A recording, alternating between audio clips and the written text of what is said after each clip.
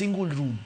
Binya yudo Nairobi kaga alfabich kama japuonj dwa dake. Oken marang'eny ne kare. Kama japuonj at least japuonj ko dake to nyithindo kaneno japuonj to gi feel ni they need to study. To koro ka in japuonj idwa dake ot moro me ojwenge. Nyithindo bende in ge kor gweng kanyo. Gineno ot midake. Tidwa nyiso nyithindo go no somo mondo future gi obed maber. Timbe ni somo to ging'iyo future ni to gineno ka future ni en makuodo wich.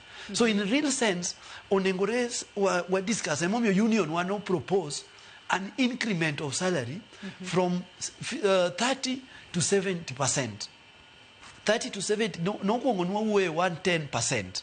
Lakini negi reduced to 30 to 70% kaluwore gi discussion. Surprisingly, no miwa 5 to 29.5%. Kiwacho gino ni 9 to 25 to 29, 5 to 29%. Inyalo woni adongo medu pesa. To medi pesa di siling 800. Mane pesa miyudo kaso chako bedo taxed.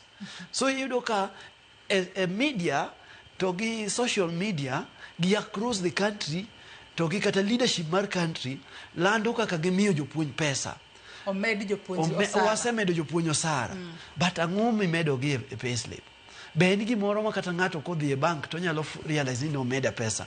In fact, some of them imedi tidhi e next tax group kasi bedo tax mang'eny moloyo kaka ne ichaki yudo ka pesa ni odok piny. So in real sense we need to look on how we are paying teachers a remuneration that is equivalent to the economy which we have currently. Lakini ukawa siku bedo ni wamedo jopuonj pesa, ni wamedo ki pesa after 4 years wamedo jopuonj pesa CBA, after 4 years wamedo jopuonj pesa CBA. So what is in that CBA? 5% of 20,000.